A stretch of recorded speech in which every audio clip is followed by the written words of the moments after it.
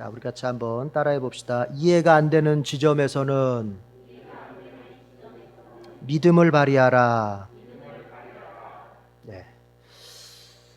지금 코로나로 인해서 우리나라뿐만 아니라 전 세계가 감당하지 못할 정도의 어려움을 겪고 있습니다. 이 어려움 중에서 정말 우리가 다음 그런 어떤 기회를 정말 만들어갈 수 있을까 하는 두려움마저 드는 그런 상황을 우리가 살고 있는데요. 이 어려운 때를 헤쳐나갈 수 있는 그 지혜가, 그 능력이 어디에 있을까? 그러던 중에 책을 보니까 그 미국의 16대 대통령이었던 링컨이 그 대통령 취임식 연설에서 했던 말이 참 마음에 와닿더라고요. 그가 대통령 취임식에 나서면서 했던 연설이 이렇습니다. 우리가 당하고 있는 여러 가지 난관을 극복해 나아가려면 지혜가 필요하고 애국심이 필요하고 기독교 정신 등이 절대적으로 필요하거니와, 중요한 건 여기서부터죠. 무엇보다도 이 나라를 끝까지 버리지 않고 지켜주실 하나님을 굳게 믿는 믿음입니다. 이렇게 연설을 했어요. 그러니까 대통령이 이 나라 내가 책임질 수 있는 것이 아니고, 그리고 누군가 유능한 사람이 나타나서 이 나라를, 이 어려움의 문제를 극복해 줄 수 있는 게 아니라 하나님이 지켜주시고 하나님이 해결해 주시고 하나님이 붙잡아 주실 때 될 수 있다 하는 그 믿음, 하나님을 의지하는 믿음, 이것이 절대적으로 필요하다는 것입니다. 제가 소원하는 것은 먼저 우리 믿는 자들이 이 현실의 어려움을 현실적인 어떤 대안만으로 될 수 있다고 생각하는 그 짧은 생각을 버리고 이 현실적인 어려움을 우리 믿는 자들이 먼저 하나님이 하셔야 된다고 하는 믿음으로 서기를 바라요. 그리고 나라를 위해서 기도하고 지도자들을 위해서 기도하실 때 그 지도자들 가운데서도 믿는 자들이 있을 텐데 그들이 하나님을 의지해서 이 코로나19를 비롯한 여러 경제적 상황, 정치적 상황들 정말 다 해결해 갈 수 있게 해달라고 위해서 기도해 주시기 바랍니다. 그래서 하나님이 우리에게 함께 하심으로써 이 어려운 난국이 해결되는 그런 복된 나라로, 더 나아가서 이 세계가 그렇게 평화로운 세계로 되어졌으면 정말 좋겠습니다. 여러분 놓치지 말고 기도할 수 있기를 바랍니다. 미국의 부흥사였던 무디가 이런 얘기를 했습니다. 믿음에 관한 얘기인데요. 이렇게 얘기를 했어요. 그대 자신을 믿어보라. 그대는 실망할 때가 있을 것이다. 그대의 친구를 믿어보라. 어느 날 그들은 죽거나 그렇지 않으면 그대와 헤어질 때가 있을 것이다. 그대 자신의 명성을 믿어보라. 어느 때 회방하는 혀가 나타나서 당신의 명성을 뒤집어 엎을 것이다. 그러나 그리스도를 믿어보라. 그대는 현세와 내세에 후회함이 없을 것이다. 오직 믿을 대상은 예수님밖에 없는 거예요. 오직 믿고 의지하고 붙잡고 살아가야 될 대상은 예수님밖에 없는 거예요. 나 자신도, 그리고 내 주변에 힘 있다고 하는 사람들도, 그리고 내 자신의 어떤 능력도 믿을 게 못 되는 거예요. 그거는 다 한계가 있어요. 아직 한계를 못 만나서 그것이 나에게 어떤 능력이 될 거라고 생각하는 거지, 아직 한계를 못 만나서 그래요. 한계를 만나보면 이게 내가 의지할 게 못 되는구나, 이걸 알게 되는 거예요. 오직 한계 없이 우리가 의지하고 한계 없이 능력으로 우리가 붙잡혀 살 수 있는 대상은 예수님밖에 없는 거예요. 여러분 안에 이 믿음이 설 수 있기를 바랍니다. 바울이 데살로니가에서 복음을 전했습니다. 그런데 거기에 유대인 방해자들이 나타나서 바울을 핍박하기 시작했어요. 그래서 바울은 거기에서 이제 피해서 베레아라고 하는 지역으로 갔어요. 그래서 베레아에 가서 복음을 전하는데 그 베레아 지역에 있는 유대인들은 그래도 조금 데살로니가보다 신사적이라서 바울이 이야기할 때 한번 들어보고 또 성경을 펴서 맞춰가 보면서 맞는구나, 맞네, 이렇게 베레아 사람들이 복음을 이렇게 잘 받아들이고 있는데 그 데살로니가에서 방해했던 유대인들이 베레아까지 쫓아와 가지고는 바울을 또 핍박하기 시작합니다. 그러니까 마귀는 끝까지 쫓아다니면서 방해하는 거예요. 그러자 이 바울이 이제 베레아에서 더 이상 어떻게 할 수가 없어서 또 방해가 있으니까 그래서 이번에 어디로 가느냐? 아테네를 가게 됩니다. 아테네. 오늘 본문은 바로 그 아테네에서의 사건이에요. 오늘 본문은 아테네에 가서 복음을 전하게 돼요. 여러분, 그러니까 바울은 어떤 사람입니까? 바울은 포기를 모르는 사람이에요. 포기를 모르는 사람. 한번 따라해 봅시다. 성령의 사람은 포기를 모른다. 성령의 사람은 포기를 모르는 사람이에요. 막히면 또 다른 길을 뚫어요. 성령의 사람은 절대 포기를 모르는 사람이에요. 여러분이 복음을 전하거나 인생을 살다가 어떤 부분에서 방해를 만나고 장애를 만나고 어떤 인생의 벽을 만났을 때도 여러분이 성령의 사람이라면은 여러분은 포기하지 않을 것입니다. 여러분은 또 방법을 찾을 것이고 여러분은 그것을 기다릴 것이고 여러분은 반드시 그것을 통과하여 더 넓고 더 높고 더 큰 신앙과 세상으로 나아가게 될 것입니다. 성령의 사람은 포기를 몰라요. 이렇게 바울이 아테네에 가서 복음을 전하는데, 자, 먼저 바울이 그 아테네 시를 한번 쭉 돌아봅니다. 그런데 돌아보다 보니 아테네는 어떤 곳이에요?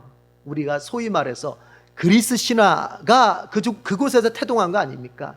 거기는 각종 우상이 있는 그런 각종 우상이 있는 나라 아닙니까?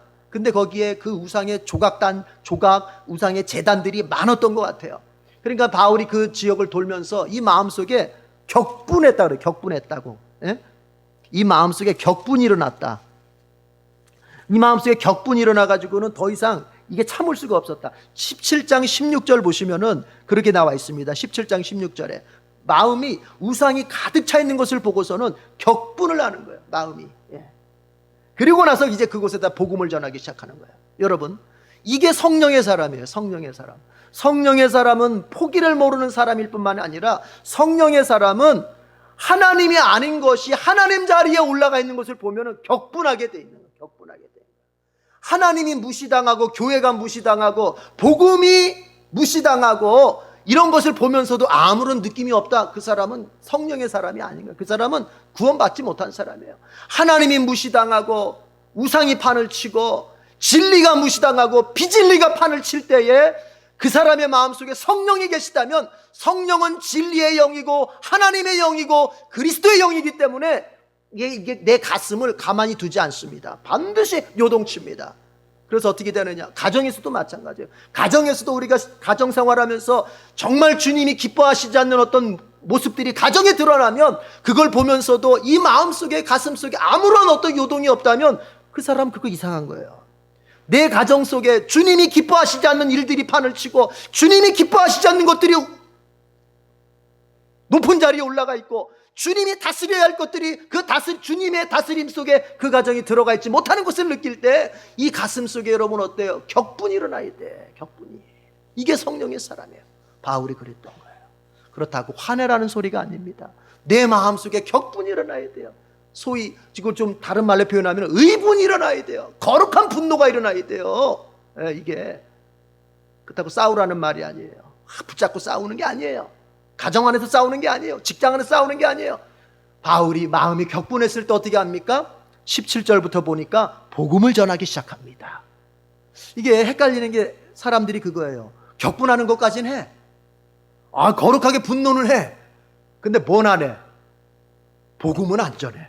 그리고 싸워. 왜 너가 그러냐? 가정 안에서 이제 주님의 원하시는 모습이 주님이 원하시는 모습이 아니라 주님이 싫어하시는 모습이 나타났어. 그러면은 그걸 가지고서 내가 복음을 전하고 기도해주고 이렇게 해야 되는데 그건 안 하고 싸워. 그러면 안 되는 거예요. 바울은 어떻게 했어요?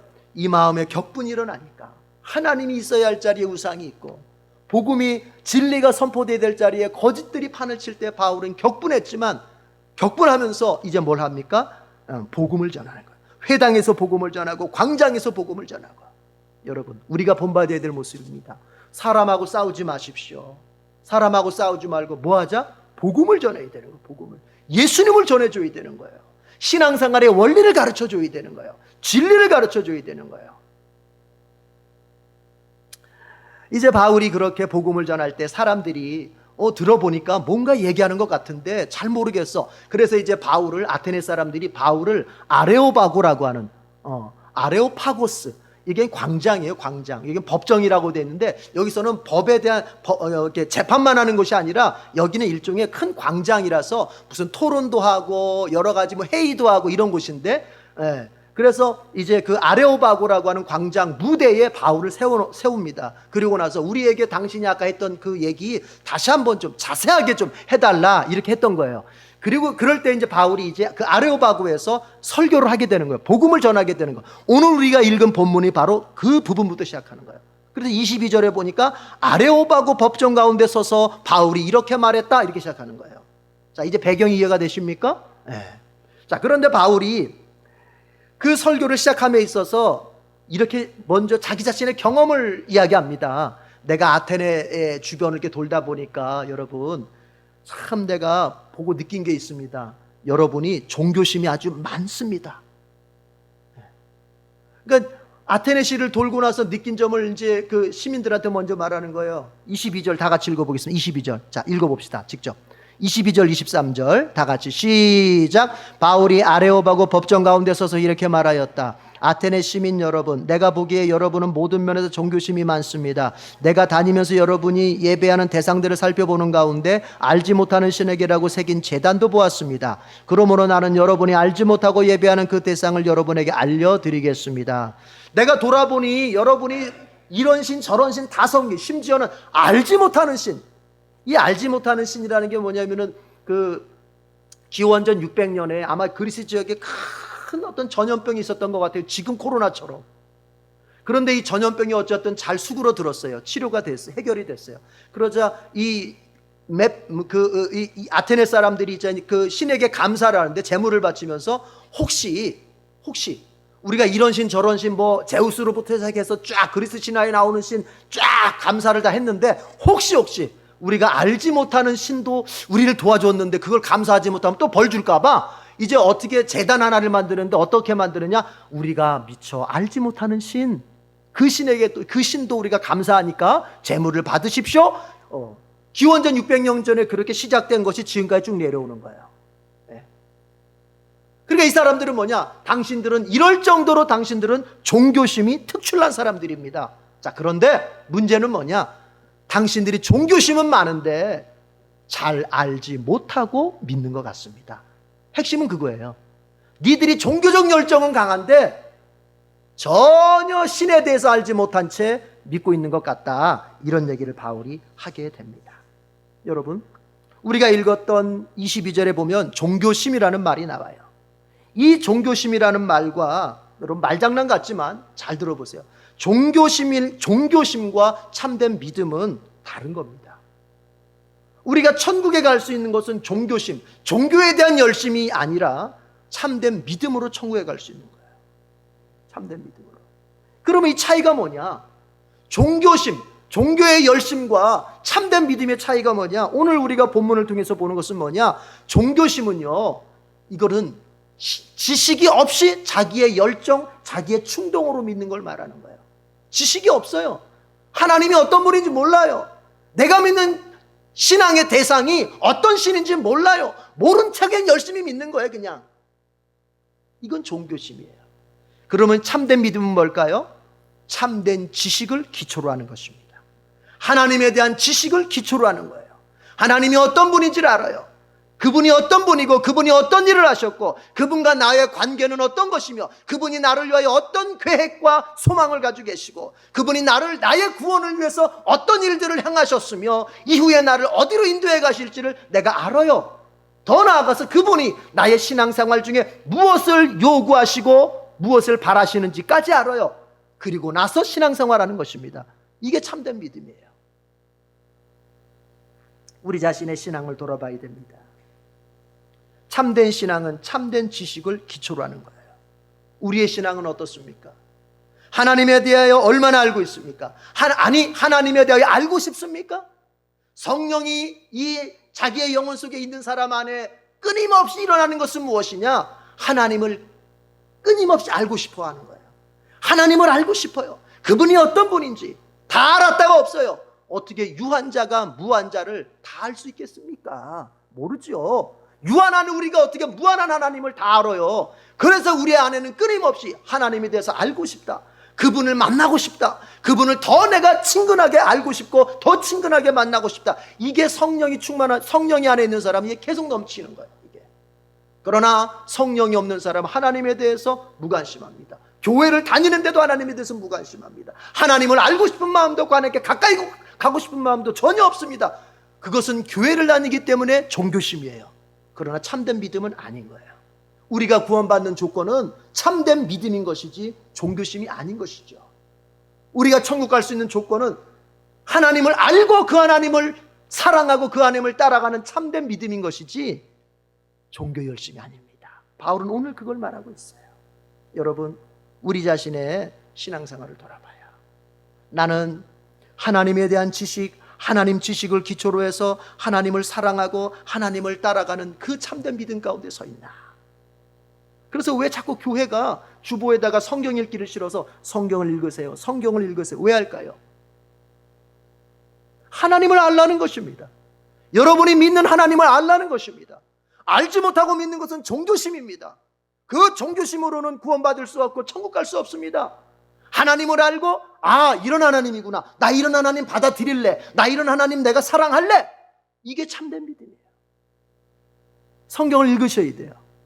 성경을 통해서 하나님이 어떤 분인지를 여러분이 아셔야 돼요. 그리고 난 다음에 내가 믿을 건지 말 건지 선택해야 돼요.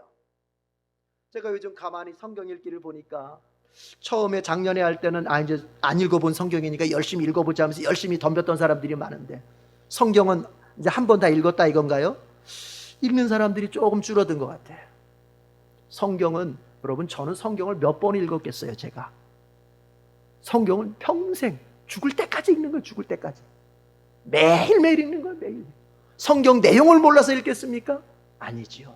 왜요? 같은 내용이지만 오늘 나에게 들려주시는 하나님 지식이 달라요. 똑같은 내용을 읽지만 내 상황이 달라지면, 똑같은 내용인데 그 똑같은 상황 속에서도 내 상황이 달라지면 주님이 내게 주시는 음성이 달라지는 거예요. 이게 달라요. 적용이 달라진단 말이에요. 그래서 매일매일 성경.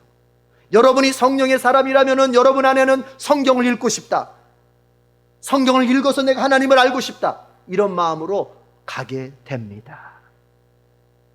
여러분 안에 이런 은혜가 있기를 바랍니다. 종교심이 아니라 참된 믿음을 가져야 돼요. 바울이 이제 계속 복음을 전해요. 여러분은 종교심은 있지만 하나님을 아는 지식이 없습니다. 그래서 이제 얘가 여러분에게 알려드리겠습니다 하면서 24절부터 27절까지는 뭐냐? 하나님에 대한 지식을 줍니다. 보니까 제가 한 6가지 정도가 되더라고요. 그 6가지가 뭐냐? 창조하신 하나님, 주인이신 하나님, 편재, 어디나 계시는 하나님, 충족, 부족함이 없이 자기 스스로 만족하시고 자기 스스로 충족하신 하나님, 그리고 베푸시는 하나님, 우리에게 생명과 호흡과 모든 것을 베푸시는 하나님, 그리고 마지막 뭡니까? 개입하시는 하나님. 인간의 존재 속에, 인간의 삶 속에 개입하시는 하나님, 그것을 말하고 있어요. 이 6가지를 말해주고 있어요. 하나님 이런 분이라는 거예요. 이런 하나님을 여러분이 알고 믿어야 된다는 거예요. 자, 그 가운데서 여러분 6번째 사건, 6번째에 대한 것을 가지고 좀 생각해 보려고 합니다. 하나님, 따라합시다. 하나님은 나의 삶에 개입하시는 분. 바울이 지금 그걸 말하고 있어요. 여러분 26절을 다 같이 읽어봅시다. 26절 다 같이 시작. 그분은 인류의 모든 족속을 한 혈통으로 만드셔서 온 땅 위에 살게 하셨으며 그들이 살 시기와 거주할 지역의 경계를 정해놓으셨습니다. 하나님은, 그분은 존재하실 뿐만 아니라 그분은 우리 인간사에 참여하신다는 것입니다. 개입하신다는 것입니다. 인류를 한 혈통으로 만드셨다. 이게 무슨 말이에요? 이게 영어 성경으로 읽어보면요, 더 아주 단순하게, 아주 우리가 이해하기 쉽게 돼 있어요. 뭐냐? 한 사람으로부터 모든 민족의 사람들을 만들어냈다는 거예요. 한 사람이 누구예요? 아담이죠, 아담. 그러니까 아담으로부터 모든 인간을 이제 만들어내기 시작했다는 그 얘기라는 거예요. 예. 그 다음에 뭐예요? 각 사람이 살 시기, 너 몇 년도에 태어나, 그리고 그 사람이 살 지역, 너 어디 대한민국, 그 중에서도 너 경기도 의정부, 이런 식으로 하나님이 살 시기와 살 지역을 정해 주셨다는 거예요. 그 얘기는 뭐예요? 하나님은 우리 인간사에 깊게 개입하시는 분이다. 여러분, 이게 왜 중요합니까? 당시 아테네 철학, 그리스 철학은요, 에피큐르스 철학자들의 그 영향을 받아가지고 이 사람들은 뭐냐, 이렇게 생각을 했어요.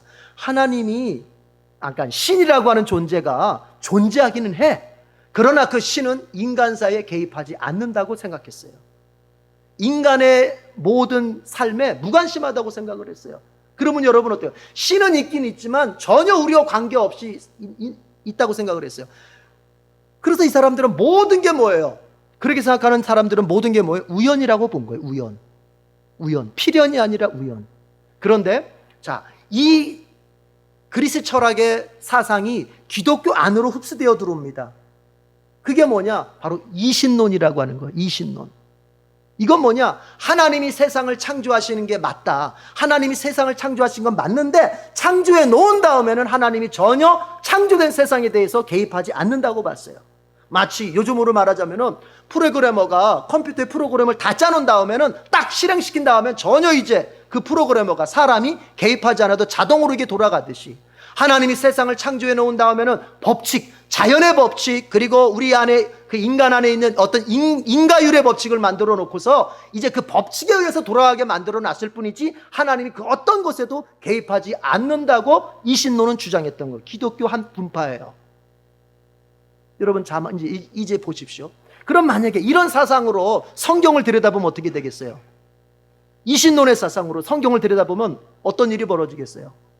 성경에 나오는 기적의 사건은 다 거짓말입니다. 왜? 다 자연 법칙에 어긋나는 거잖아요. 어떻게 예수님 무리를 걸어? 예수님이 어떻게 보리떡 5개로 어떻게 2만 명, 5천 명의 가족들까지 2만 명을 먹여 살려? 어떻게 그 병든 자를 갖다가 의술로 치료하지 않고 기도 한 방으로 낫게 할 수 있어? 이신론의 사상으로 보면은 성경에 나오는 기적은 다 거짓말입니다. 이거는 이렇게 이해를 하죠. 이거는 사실 진짜가 아니고 이제 예수님을 좀 띄우기 위해서, 그리고 뭔가 이 성경이 영적인 분위기를 좀 연출하려고 후대의 교회가 이렇게 좀 가공을 해서 집어넣은 얘기야. 사실은 어디 무리를 걸어? 어떻게 이스라엘 백성이 홍해를 건너 그 바다를? 그게 아니고 사실은 더 밑으로 내려오면은 갈대밭이 있었어. 물이 좀 약간 물이 발목까지 오는 정도의 갈대밭이 있었는데 거기를 건너간 거야. 근데 그걸 갖다가 홍해 바다를 건넜다고 얘기하는 거야. 그 갈대라는 말이 홍해라는 말하고 원어적으로는 비슷한 발음이거든요. 이런 식으로 표현하는 거예요. 그럼 뭐요? 기적은 없는 거예요. 그러면 여러분 또 보십시오. 이런 이신론의 사상으로 신앙생활을 한다고 생각해 보십시오. 그 신앙생활이 어떤 신앙생활일까요? 절망적일 수밖에 없죠. 왜요? 우리가 신앙생활을 하다 보면 어려운 문제를 만납니다. 내가 감당할 수 없는 질병에 걸리고 내가 해결할 수 없는 문제에 직면하게 됩니다. 우리가 그때마다 주님을 찾고 주님을 의지해서 해결받아야 되는데 어때요? 이신론에 의하자면 야, 하나님은 개입하지 않아. 법칙 만들어 놓고 돌아가는 거야. 너 병 걸렸으면 죽어야 돼. 너 가난하게 됐으면 그냥 가난해 살다 마는 거야. 그게 법칙이야. 하나님이 너한테 개입하지 않아. 뭐요? 희망이, 소망이 없게 되는 거예요. 신앙생활이 다 이렇게 되는 거예요. 그 사상에 대해서 바울이 지금 뭐라고 말합니까? 아니라는 것입니다. 하나님은 존재하시고 하나님은 창조하실 뿐만 아니라 그 창조하신 세상 속에, 인간사 속에 하나님은 개입하신다는 거예요. 하나님은 함께 하신다는 거예요. 하나님은 함께 하시면서 해결하신다는 거예요. 바울이 지금 그 얘기를 하는 거예요. 어느 정도까지, 누가 어느 시대에 태어나고 태어난 그가 어느 지역에서 살 것인 것까지 확정해 주시는 하나님이신데 인간사에 왜 개입하지 않겠느냐? 하나님이 그러면 태어날 때만 간섭하시고 살아갈 때는 간섭하지 않느냐? 그렇지 않다. 어제나 오늘이나 영원토록 동일하신 하나님, 창조하신 세상에 대하여 끝까지 간섭하시고 섭리하시고 인도하시고 해결하시고 붙잡아 주시는 그런 하나님이시다 라고 바울이 선포하는 것입니다. 여러분, 하나님은 개입하시는 분입니다. 자꾸 우리의 마음속에 이신론의 사상을 갖지 마세요. 하나님 내 문제 나 몰라라 하셔. 내 문제는 내 문제일 뿐이지 하나님은 관심 갖겠어? 내 어려움은 그냥 내 어려움일 뿐이지 하나님은 관심 갖겠어? 이건 다 이신론 사상, 그리고 그리스 철학이에요. 이거는 마귀가 주는 생각입니다. 그래서 기독교는, 정통 기독교는 이신론을 2단으로 딱 치리했던 거예요. 그렇지 않다. 2단으로 치리했던 거예요. 하나님은 여러분의 개인적인 삶 속에, 그리고 이 우주의 거대한 삶 속에 하나님은 참견하십니다. 얼마나 하나님께서 참견하시고 개입하시고 해결해 주고 싶으셨으면은 이렇게까지 말씀하셨겠어요? 야, 너희들 구해라. 나에게 구해라. 구하라는 게 뭐예요? 내가 개입하겠다는 거예요. 너희들이 나한테 구하면 내가 개입하겠다는 거예요. 내가 개입해서 해결하겠다는 거예요. 우리 지난 주일에 제가 설교 때 이런 얘기했습니다. 예수님이 3가지 약속하셨어요. 마지막 약속이 뭐였습니까? 기도응답을 약속하셨잖아요. 기도응답을. 여러분, 예수님께서 기도응답을 약속하셨다는 것은 무엇을 말해주는 겁니까? 내가 너희의 문제에 개입하겠다는 것입니다. 너희들의 삶의 환난과 핍박과 어려움 중에 내가 개입하겠다는 것입니다. 여러분, 이런 주님이시란 말이에요. 믿음을 가지시길 바라요. 나 홀로 있다고, 내가 혼자 이 문제 해결해야 된다고, 여러분 그렇게 가지 마시고, 아니야, 내가 구하면 주님은 나에게 찾아오시고 이 문제 가운데 나와 함께 하셔. 더 나아가서 해결해 주셔. 믿으시기를 바랍니다. 자, 이제 바울이 마지막 부분에서 복음을 전하는데, 계속 전하는데, 복음을 전하는 중에 이런 얘기를 합니다. 하나님께서 이 세계를 심판하기로 날을 정하셨다는 거예요. 이 세상은 반드시 심판받는 날이 있습니다. 자, 그런데 그 심판자로 하나님께서는 그리스도 예수를 임명해 놨다는 것입니다. 그러면서 덧붙이기를, 그 그리스도 예수는 죽은 자들 가운데서 다시 살아나신 분이다, 이렇게 얘기합니다. 자, 그런데 이 대목에서 시험 든 사람들이 생기게 됩니다. 앞에까지는 좋았어요. 그렇구나. 좋아. 그런데 이 부분, 자, 성경 읽어봅시다. 32절 다 같이 읽어보겠습니다. 시작. 그들이 죽은 사람들의 부활에 대해서 들었을 때 더러는 비웃었으나 더러는 이 일에 관해서 다시 말을 듣고 싶소 하고 말하였다. 죽은 자들의 부활에 대해서, 그러니까 바울이 여기서는 표현이 완벽하게 안 돼 있지만 31절과 32절 사이에 보이지 않는 사건이 있었던 것 같습니다. 뭐냐? 바울이 예수님의 부활에 대해서만 얘기한 것이 아니라 예수님이 부활하신 것처럼 우리 모두가 부활한다, 죽은 자들이 다 부활한다는 얘기를 했던 것 같아요. 그러니까 이 죽은 자들의 부활의 얘기를 들을 때 이 아테네 사람들이 딱 이건 뭔가 아닌데, 이건 뭔가 내가 알고 있는 것과 다른데, 이러면서 이제 세 종류의 사람이 나오게 돼요. 첫 번째가 뭐냐? 비웃습니다. 비웃어버립니다. 무시해버리는 거야. 바울의 설교를 무시해버려요. 두 번째가 뭐냐? 내가 당신 말을 다시 듣고 싶다. 이 말은 뭐냐? 내가 오늘은 말고 내가 나중에 한번 당신 말을 다시 한번 듣고 생각해 보겠어. 미루는 사람들이 생겼어요. 그런가 하면 34절, 몇 사람들이 이제 바울의 복음 전도를 받아들이고 이제 신자가 된 사람이 세 종류가 있습니다. 여러분, 우리도 마찬가지예요. 우리가 하나님의 말씀을 읽거나 또 하나님의 말씀을 설교로 듣거나 할 때 우리도 이런 시험에 직면할 수 있다는 걸 알아야 돼요. 때로는 내가 이해가 안 되는 부분에서 딱 막힐 때가 있어요. 아무리 하나님이라도 이건 좀, 아무리 성경이라도 이건 좀, 아무리 목사님의 설교라도 이건 좀, 딱 내가 이해가 안 되는 지점이 생겨요. 이 이해가 안 되는 지점에서 이제 어떻게 할 거냔 말이에요. 이해가 안 되는 지점에서 세 종류의 사람이 나온다는 거예요. 우리도 뭐예요? 듣자마자 그냥 무시해버리는 거예요. 딱 무시하면서 거부해버리는 거예요. 그건 아니야.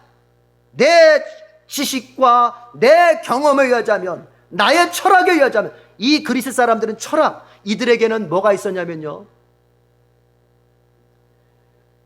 영혼이라고 하는 것이 영원토록 산다는 건 있었어요. 영혼이. 그러나 그것이 뭐냐? 육체를 벗어서 산다는 생각을 해요. 영혼 불멸의 사상이 있었어요. 그래서 소크라테스가 죽을 때 그렇게 죽었던 것입니다. 내 죽음을 방해하지 말아라.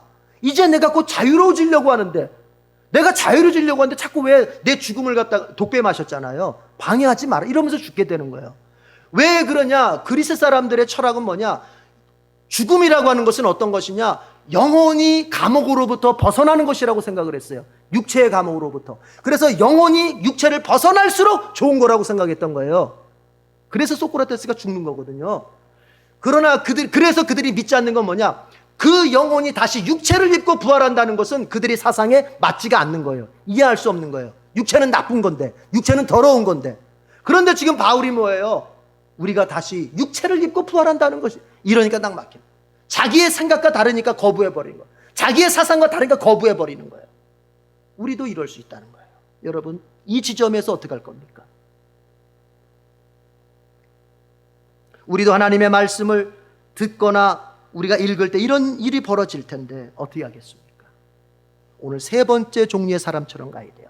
34절 다 같이 읽어보겠습니다. 시작. 그러나 몇몇 사람은 바울 편에 가담하여 신자가 되었다. 그 가운데는 아레오바고 법정판사인 디오누시오도 있었고 다말이라는 부인도 있었고 그 밖에 다른 사람들도 있었다. 이 사람들은 어떤 사람이야? 비록 자기들이 이미 알고 있었던 지식과 다르고 자기들이 가지고 있던 철학과 다르고 경험과 다르지만 바울의 복음을, 바울의 그 설교를, 하나님의 말씀을 받아들이는 거예요. 우리도 살다 보면 말씀에 대하여 이해가 안 되는 지점이 반드시 생깁니다. 그때 여러분 어떻게 해야 될까요? 믿음을 발휘해야 돼요. 이해가 안 되는 지점에서는 믿음을 발휘하십시오. 우리는 이해가 되기 때문에 믿는 것이 아니라 믿어지니까 이해가 되는 사람들이에요. 그래서 우리는 신앙이 이해를 추구하는 신앙이야. 무슨 말이냐? 먼저 믿고 그 다음에 이해를 추구하는 거예요. 믿지 않는 사람들은 거꾸로 가는 거예요. 이해를 추구하고 이해가 되면 믿으려고 하는 거예요. 이건 신앙이 아닌 것입니다. 여러분, 우리 주님의 말씀은 무한한데 유한한 내 지식으로 어떻게 그걸 다 이해하겠습니까? 다 이해하고 믿으려고 들면 믿음이라는 게 발생하지 않습니다. 여러분은 이제 아셔야 될 것은 때로는 이해가 되지 않더라도 그 지점에서 오히려 믿음을 크게 발휘하십시오. 누가복음 5장에 보면은 예수님께서 이제 베드로의 배를 빌려 타시고 설교를 하시죠. 설교를 다 마친 다음에 이제 베드로에게 뭔가 좀 보상을 해줘야겠다 싶으셨는지, 베드로야, 너 저기 깊은 데로 가서 그물을 던져라. 근데 그때 베드로가 뭐라고 말합니까? 주님, 제가 밤새도록, 우리 동료들 다 같이 밤새도록 거기서 그물을 던져보고 낚시해봤습니다. 그러나 한 마리도 잡지 못했습니다. 그렇지만 주님이 그렇게 말씀하시니 한번 나가보겠습니다 하고 나갔지요. 그래가지고 어떻게 됩니까? 나가가지고 그물을 싹 던졌습니다. 어떻게 됐습니까? 그물이 찢어질 정도로 고기를 잡았다, 이렇게 기록되어 있습니다. 베드로의 얘기는 이겁니다. 제가 해봤거든요. 이 갈릴리 바다는 당신은 목수고 나는 어부니까 갈릴리 바다는 내가 더 잘 알거든요. 이해가 안 됩니다. 예수님 얘기 이해가 안 됩니다. 받아들일 수 없습니다. 그러나 뭐라고 말합니까? 주님이 그렇게 말씀하시니 제가 해보겠습니다. 그게 바로 믿음이에요. 이해가 안 돼요. 내 경험으로 비춰서 안 돼요. 받아들일 수 없어요. 그러나 그때도 주님이 그렇게 말씀하시니 제가 받아들이겠습니다. 해보겠습니다. 이런 자가 반드시 기적을 맛봅니다. 여러분이 이해가 안 되는 지점에서 믿음을 발휘함으로써 베드로처럼 그물이 찢어질 정도로 풍족함을 누리는 복된 성도들이 되기를 축복합니다. 기도하겠습니다. 하나님 아버지, 감사합니다. 오늘 우리에게 이해가 안 되는 지점에서 우리가 어떻게 처신을 해야 할지 가르쳐 주셨습니다. 주님의 말씀은 무한한데 유한자인 내가 어떻게 다 이해하며 그걸 믿을 수 있겠습니까? 때로는 이해가 돼서 믿을 수도 있지만 때로는 이해와는 충돌하지만 내가 믿어야 될 때가 있을 때 주여 나를 도와주셔서 믿을 수 있도록 도와주시옵소서. 그래서 주여 내 생각으로 내 능력으로 감당되어지지 못하는 문제 속에서도 하나님의 놀라운 기적의 역사를 볼 수 있도록 도와주시옵소서. 예수님의 이름으로 기도드립니다. 아멘.